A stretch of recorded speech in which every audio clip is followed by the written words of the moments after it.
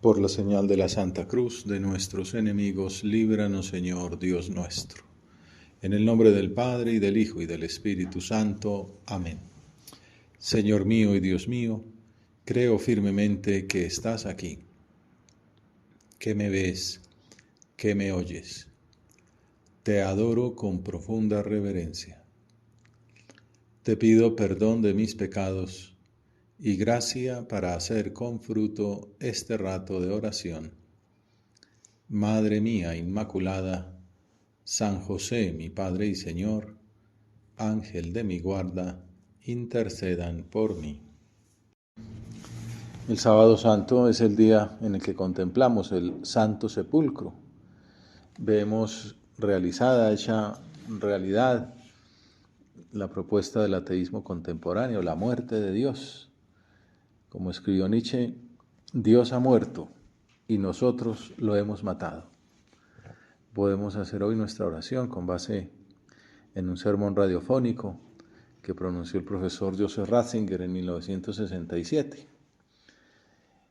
Y decía: el misterio terrible del Sábado Santo, su abismo de silencio, ha adquirido en nuestro tiempo una realidad aplastante, porque el Sábado Santo es el día del ocultamiento de Dios, día de esa paradoja inaudita que nosotros expresamos en el credo con las palabras: descendió a los infiernos.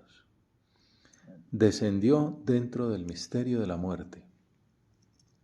Ese misterio de la misericordia, el misterio de la caridad divina por nosotros, que es su respuesta al misterio de la iniquidad, del pecado, del demonio y del pecado de los primeros padres. Esta homilía aparece en un libro que ya pues el cardenal Ratzinger le hace un prólogo en el año 97, recién salido la versión definitiva del catecismo, y cuenta que cuando pronunció aquellos sermones había pues una gran controversia escatológica. Su mejor libro para él es el de la escatología, y contaba que sobre todo von Balthasar, al que él admiraba mucho, decía que Jesús había ido al infierno mismo. Estaba esa controversia, ¿dónde había ido Jesús? Y Ratzinger cuenta que él no estaba de acuerdo. En todo caso, decía, si hubiera ido, lo habría transformado, ¿no? Porque al fin y al cabo lleva su amor y su misericordia. Pero en esa presentación del 97 concluía como síntesis de las aporías lo siguiente: Jesús ha muerto, ha descendido a la profundidad misteriosa a la que nos conduce la muerte. Ha marchado hacia la soledad más extrema, donde nadie nos puede acompañar. En efecto, estar muerto comporta ante todo la pérdida de la comunicación, una soledad en la que el amor ya no puede avanzar. Contemplar el misterio de la muerte de Cristo también nos hace pensar, porque Cristo revela al hombre, al mismo hombre, como dice el concilio, en nuestra propia muerte, en el misterio pues de lo transitorio que es este paso por la tierra. En ese sentido, Cristo fue al infierno, cuya esencia es justamente la privación del amor, la separación de Dios y de los hombres. Es parte de ese dolor que tenía cuando le dice al Padre: si es posible, aparta de mí este cáliz. Que no era solamente el cáliz del sufrimiento físico, sino también este sufrimiento espiritual, de apartarse de los hombres, aunque fuera temporalmente. Pero allí donde llega Él, el infierno deja de ser infierno, puesto que Él mismo es la vida y el amor. Él es el puente que une al hombre y a Dios, y por eso mismo también a los hombres entre ellos. Por eso es el pontífice, el constructor de puentes. Así el descenso es al mismo tiempo también transformación. Ya no existe la última soledad, como mucho puede existir para aquel que la quiera expresamente, que desde lo más íntimo y desde aquello que lo constituye rechaza el amor, porque quiere ser solamente él mismo, desde él mismo y por él mismo.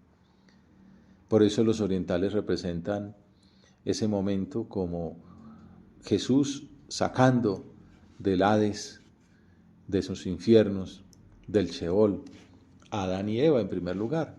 Descendió a los infiernos para liberar a todas esas almas que estaban hasta entonces allí porque no habían sido redimidas, no podían llegar al cielo. Ya abre las puertas del cielo. Y en concreto, ya en resumen, el compendio del catecismo, que el mismo cardenal Ratzinger dirigió, afirma con claridad, un poco ya como la conclusión de muchos estudios durante esos años, también mirando las palabras que trae la Sagrada Escritura. En conclusión, esos infiernos a los que Jesús descendió, aclara que no es el infierno, sino los infiernos, distintos del infierno de la condenación, constituían el estado de todos aquellos, justos e injustos, que habían muerto antes de Cristo. Y Jesús, con el alma unida a su persona divina, había muerto la persona humana, pero no la divina. La divina es inmortal. Entonces, con su alma inmortal unida a su persona divina, Jesús tomó en los infiernos a los justos que aguardaban a su Redentor. Moisés, Ruth, Abraham, Sara, todas esas personas, las que conocemos y las que no conocemos, para poder acceder finalmente a la visión de Dios. Es una realidad también de esperanza. Contemplar a Jesús muerto en el sepulcro, curiosamente nos lleva también a la esperanza en la vida eterna. Después de haber vencido mediante su propia muerte a la muerte y al diablo, como dice la carta a los Hebreos, tenía el poder de la muerte, Jesús liberó a los justos que esperaban al Redentor y les abrió las puertas del cielo. La contemplación del sepulcro es el drama de la muerte, de la ausencia, de la soledad, del desconsuelo. Vemos a la Virgen de los Dolores sufriendo, aunque está llena de esperanza, pero duele la separación física, aunque sabemos que es temporal. Duele decir esas palabras que dice Jesús en la última cena: les conviene que yo me vaya. Esa conveniencia de la separación, del desprendimiento de las criaturas, es difícil asumirla, porque tú, Señor, has querido que tengamos este corazón como el tuyo, amante. Pero también nos ayudas a purificarlo, amando lo que más vale la pena, a Dios, y a las almas y a las criaturas, por Dios y en Dios. Y entonces aquí en ese sepulcro vemos efectivamente esa separación. También humanamente se puede considerar como un fracaso, promesas incumplidas, triunfo del mal, derrota del bien. Así nos podemos considerar nosotros en ocasiones, en el misterio del dolor, del sufrimiento, de la enfermedad, del abandono, de la pobreza, y pensar que estamos mal, que estamos como abandonados de Dios, cuando en realidad estamos bendecidos. Por eso dice Ratzinger que el sábado santo está vacío. La pesada piedra del sepulcro nuevo cubre al difunto. Todo ha pasado. La fe parece haber sido desenmascarada como un fanatismo. Ningún Dios ha salvado a este Jesús que se decía hijo suyo. En la derrota de una tumba. Por eso el sábado santo es también como el día de la tentación, del desespero, de la incredulidad, de la angustia, del fracaso. Y ahí es donde suenan esas palabras del filósofo: Dios ha muerto y nosotros lo hemos matado. ¿Y cómo podemos decir que lo hemos matado? Pues con nuestra piedad sin contenido de realidad y perdida en el giro de frases devocionales o de preciosidades arqueológicas, a través de la ambigüedad de nuestra vida. Dios ha muerto y nosotros lo hemos matado. A veces en la vida ascética pues se habla con razón de que nuestros pecados son la causa de esa condena, de esos sufrimientos. Y no falta el que dice que no está bien exagerar eso, que pues que esas cargas tampoco hay que echárselas encima. Bueno, pues Nietzsche lo dice con más fuerza, nosotros lo hemos matado. Y es verdad. San José María, desde muy joven, hacía sentir ese dolor de los propios pecados. Y por eso acudía tanto a los actos de contrición, a pedir perdón. Y por eso tenía tanta devoción a la Santa Cruz y al crucifijo. Quería que lo tuviéramos ahí, frente a nuestro trabajo, en el bolsillo, que lo miráramos, que besáramos sus llagas, que nos metiéramos en esas llagas, con amor, con dolor de amor, que nos sirve de impulso para amar más de nuevo. Este día muestra una parte de la naturaleza de la lucha ascética cristiana, cuando miramos hacia abajo, cuando solo contamos con nuestros medios, con nuestras capacidades, cuando miramos la realidad de tejas para abajo y solo vemos nuestras miserias, nuestros pecados, las de quienes nos acompañan en el camino. Sábado Santo, día de la sepultura de Dios. ¿No es este de una manera impresionante nuestro día? ¿No comienzan nuestros tiempos a ser un gran sábado santo? Día de la ausencia de Dios, en el que hasta los discípulos tienen un vacío helador en el corazón que se hace cada vez más grande y por ese motivo se disponen llenos de vergüenza y de angustia a volver a casa. Mientras tú, Señor, desciendes a los infiernos, los discípulos huyen, regresan, pero no a Galilea, como dirá después el resucitado, al inicio de la vocación, a redescubrir la propia identidad. Regresan a casa, al fracaso de Maús, al olvido de ser llamados, al olvido del seguimiento de Cristo, a vivir como si nunca lo hubieran conocido. Dan ganas de reaccionar como San José María. Ya no más, Señor, ya no más. Por eso la conclusión dramática. Nosotros lo hemos matado a través de la ambigüedad de nuestra vida. Lo hemos visto en Judas, la ambigüedad de la vida. Ser apóstol, hacer milagros, escuchar a Jesús, estar en la intimidad con Él, explicando las parábolas, y luego irse apartando, afectado a los dineros, a la sensualidad, a la crítica, al egoísmo, mirar mal a las que aman a Dios, a las que rompen un vaso de alabastro y un perfume costosísimo, hasta terminar traicionándolo y vendiéndolo pues por un salario mínimo, por un mes de trabajo, por poquísimo dinero en realidad. Obviamente reconociendo la gravedad de lo que hizo, arrepintiéndose de aquello. Nosotros lo hemos matado a través de la tibieza, de la asedia, de la ambigüedad de nuestra vida, que ha extendido un velo de oscuridad también sobre él. En efecto, ¿qué habría podido hacer más problemático en este mundo a Dios que la problematicidad de la fe y del amor de sus creyentes? El beso de Judas, que tiene tanto arraigo en Latinoamérica. En mi casa está así, ¿no? Ese crucificado con una llaga en la mejilla, la llaga que le dejó el beso de Judas. La problematicidad de la fe y del amor de sus creyentes, tuya y mía. Desde luego, esta realidad apela a nuestra conciencia, pero también a nuestra esperanza, porque tú mismo, Señor, quisiste solidarizarte con nosotros. No solo te abajaste al nivel de una criatura, sino que cruzaste ese umbral maldito de la muerte.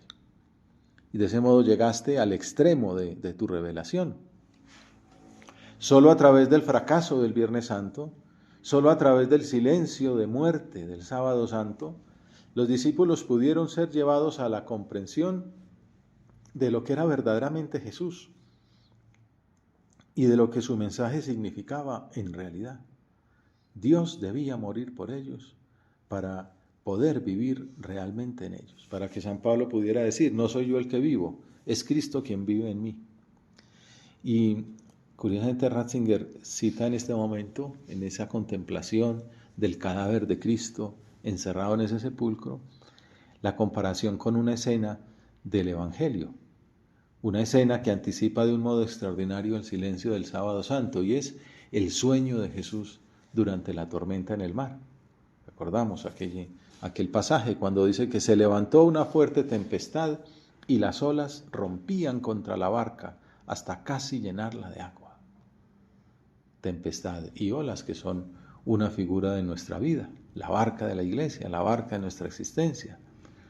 Ahora mismo podemos pensar en las olas y en las tempestades que tú, Señor, permites que padezcamos. La enfermedad, la muerte, el desempleo, la pobreza, las injusticias, los egoísmos y sobre todo el pecado. Tempestad interior, luchas, tentaciones que amenazan nuestra respuesta fiel al amor de Dios. Aquí en nuestra oración hablamos con ellas, hablamos contigo, Señor, sobre ellas. Te las presentamos en este momento de oración. ¿No es verdad que las contradicciones se ven distintas cuando las compartimos con Dios? Cuando sabemos que no estamos solos, que contamos con su ayuda omnipotente. Eso fue lo que experimentaron de un modo un poco violento aquellos discípulos que padecían el temporal sin sentir la ayuda de Jesús, porque mientras tanto, sigue diciendo el Evangelio, Él estaba en la popa, dormido sobre un cabezal. Ante la tentación del desenfreno, de la falta de sosiego, de serenidad, de mansedumbre, tú, Señor, en medio de la tempestad nos ofreces tu ejemplo. Duermes, abandonado en el poder del Padre. Continúas dormido, sin perder la serenidad. Estamos a punto de morir y estás tan tranquilo. Con ese modelo vemos la importancia de la oración, del abandono en Dios, en las tempestades que el Señor permita. Se levantó una fuerte tempestad y las olas rompían contra la barca hasta casi llenarla de agua. Imaginemos la escena: tempestad, olas, amenaza de inmersión, Jesús dormido. En la pandemia, el Papa Francisco escogió esta escena para la oración especial que hizo en San Pedro, tan importante en aquel momento, y comentaba la actuación de Jesús diciendo: Él permanecía en popa, en la parte de la barca que primero se hunde. ¿Y qué hace? A pesar del ajetreo y del bullicio, duerme tranquilo, confiado en el Padre. Es la única vez en el Evangelio que Jesús aparece durmiendo. Aprenderemos a confiar en Dios, a pedir como nos conviene, como dice San Pablo. Y recordaremos esas palabras de la Escritura que nos refuerzan la fe. La mano del Señor no es tan débil que no pueda salvar, dice Isaías. Mirando a Jesús dormido en la barca, mirando a Jesús dormido en el sepulcro, mirando a Jesús aparentemente dormido en la situación del mundo, de la iglesia, de la obra, de nosotros, pensar en Isaías: Dios no se ha cortado las manos, como dice San José María. La mano del Señor no es tan débil que no nos pueda salvar. Y nuestro Padre la relacionaba, ese Dios no se ha cortado las manos, con el texto de la carta a los Hebreos, tan bonito. Jesucristo es el mismo ayer y hoy y siempre. De ahí surgió el punto 588 de Camino. Dios es el de siempre. Hombres de fe hacen falta y se renovarán los prodigios que leemos en la Santa Escritura. En esta escena vemos que los discípulos despertaron a Jesús diciéndole: Maestro, ¿no te importa que perezcamos? Cuando contemplamos a Jesús dormido en el sepulcro, no podemos acudir a Él con estas palabras. No está en nuestras manos despertarlo. Solo resta abandonarse en la omnipotencia del Padre, confiar y esperar en el cumplimiento de sus promesas. Fe, esperanza, caridad. El Papa Francisco explica que ellos creían en Él, por eso acudieron a su ayuda, pero no lo comprendían. Y se dirigen a Jesús con un reclamo más que con una súplica: sálvanos que perecemos. Dudaron de su amor por ellos. ¿No te importa que perezcamos? Se plantearon que a Él no le importaba la suerte que ellos corrieran. Por eso Jesús les reprende: ¿por qué tienen miedo? ¿Aún no tienen fe? Es como el gran grito a lo largo de la historia de estos 20 siglos. No tengan miedo. No temas. Decía el Papa: este reproche de Jesús a sus discípulos nos permite comprender cómo el obstáculo para la fe no es con frecuencia la incredulidad, sino el miedo. Así, el esfuerzo de discernir, una vez identificados los miedos, nos debe ayudar a superarlos. Para eso es la oración, ¿no? Mirar nuestros miedos, ¿no? Superarlos abriéndonos a la vida, afrontando con serenidad los desafíos que nos presenta. Dios no se ha cortado las manos. Hombres de fe hacen falta. Para los cristianos en concreto, el miedo nunca debe tener la última palabra, sino que nos da la ocasión para realizar un acto de fe en Dios y también en la vida.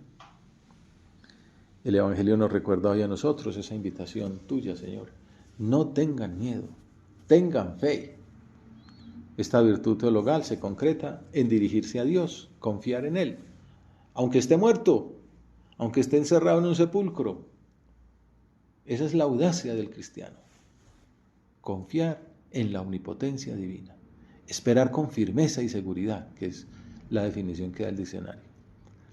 En otra ocasión, el Papa Francisco insistió en la importancia de esa actitud en los momentos difíciles. El Evangelio nos pide una mirada nueva sobre nosotros mismos y sobre la realidad. Pide que tengamos ojos grandes, que saben ver más allá de las apariencias, para descubrir la presencia de Dios, que como amor humilde está siempre operando en el terreno de nuestra vida y en el de la historia. Y esta es nuestra confianza. Esto es lo que nos da fuerzas para seguir adelante cada día con paciencia, sembrando el bien que dará fruto. Si somos almas de fe, iluminaremos el mundo con una mirada sobrenatural, optimista, esperanzada, con la alegría del Evangelio, como dice el Papa también. Transmitiremos esa visión de ojos grandes, trascendente, que revela un futuro mejor a pesar de las dificultades presentes. Esa es la fe que tú, Señor, nos pides.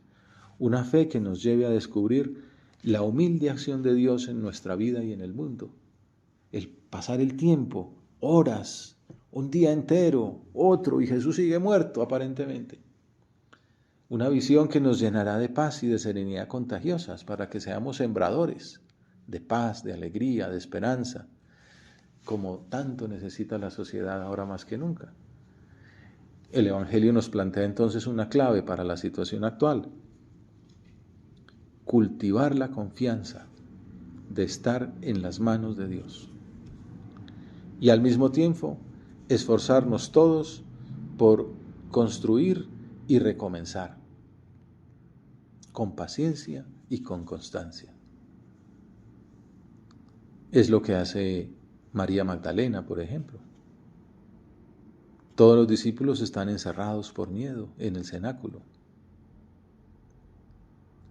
Y María y las otras santas mujeres aman a Jesús, creen en Él, confían, esperan, pero sobre todo lo quieren.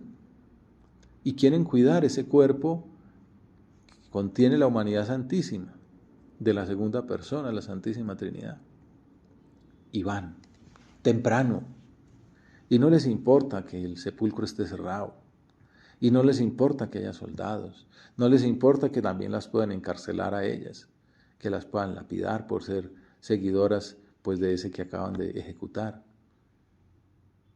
Van amorosamente a adorar ese cuerpo inerte. Y el Señor las premia, les premia su fe, encontrando aquel sepulcro abierto, vacío, signo de fe, signo de credibilidad, la tumba vacía. Ellas, a pesar de su amor, no les cabe en la cabeza lo que verdaderamente pudo haber pasado. Solo se encuentran una situación alterada. Si ya era triste que Jesús hubiera muerto, si ya era triste que Jesús estuviera sepultado, peor todavía que se hayan robado el cuerpo, que se lo hayan llevado para alguna parte. Inmediatamente la unidad, manifestación, el amor a Dios, el amor en la familia, el amor en la iglesia, el amor a la jerarquía, corriendo vuelven al cenáculo, a donde Pedro, a donde Juan. Ahora que se habla tanta desunión, que si estos, que si estas, que si quién puede más, quién tiene más poder. No, aquí es todos unidos. Y Pedro y Juan salen corriendo al sepulcro. Juan, más joven, llega primero. Y una vez más, se asoma, ve el sudario, la sábana, pues como que Jesús hubiera salido de ahí, por la manera como dice el verbo que utiliza, no es que se les, como Lázaro, ¿no? Que se levanta, se quita las cosas, ¿no? Las vendas, sino que donde estaba dejó de estar. Pero no entra, por respeto al Papa, por respeto al que hace cabeza. Y espera a Pedro, y ya Pedro entra, y ya entra Juan. Y después regresan a anunciarlo a los hermanos. Mientras tanto, las mujeres permanecen en espera, permanecen en dolor, llorando ya no solo la muerte de Jesús, sino la desaparición del cuerpo. Y Dios es tan bueno que les manda pues el consuelo de unos seres que están ahí, unos ángeles a los lados de ese sepulcro. ¿Por qué lloran?, les preguntan.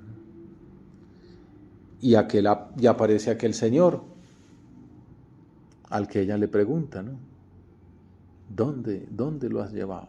Da la cara con audacia, con valentía, sin miedo.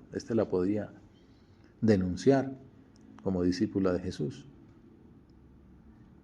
Y aquel hortelano, aquel jardinero, premia esa perseverancia, esa fe, esa esperanza, ese amor, llamándola por su nombre, María. Inmediatamente se cumple lo que dice el Evangelio. Yo soy el buen pastor. El buen pastor conoce sus ovejas y las llama por su nombre. Y las ovejas reconocen su voz. Y en ese instante María se da cuenta que ese hortelano es Jesús mismo, resucitado, glorioso. Era verdad. Ha amainado la tormenta. Ya no hace falta la fe. Ya no hace falta la esperanza. Ya está con Él. El amor permanece. Por eso se postra a sus pies, ¿no? Y Él le dice a aquel, no me retengas, no me retengas.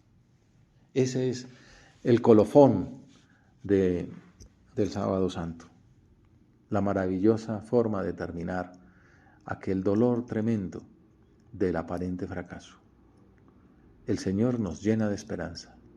Nos hace ver que la última palabra no es la muerte del viernes. La última palabra no es el silencio del sábado. La última palabra es el esplendor del domingo, la gloria de la resurrección, y por eso lo celebramos con gozo. Ya después, la vigilia pascual, salimos al encuentro de ese Jesús, luz del mundo. Cultivar la confianza de estar en las manos de Dios y al mismo tiempo esforzarnos todos por reconstruir y recomenzar con paciencia y constancia, decía el Papa. Cultivar la confianza no es una actuación que se nos dé sin más. Hay que poner los medios, ejercitarla como estas mujeres en la vida cotidiana, para que estemos preparados cuando lleguen los momentos más difíciles, conscientes de esas palabras de Isaías también tan bonitas. Mis elegidos no se fatigarán en vano. Fascinaban a San José María. Alguna vez lo puso como dedicatoria de camino. Electi mei non laboravam frustra. Y la citó en una de sus cartas, relacionándola con la filiación divina. Todos sois hijos de Dios por la fe en Cristo Jesús, dice San Pablo a los Gálatas. ¿Qué poder el nuestro?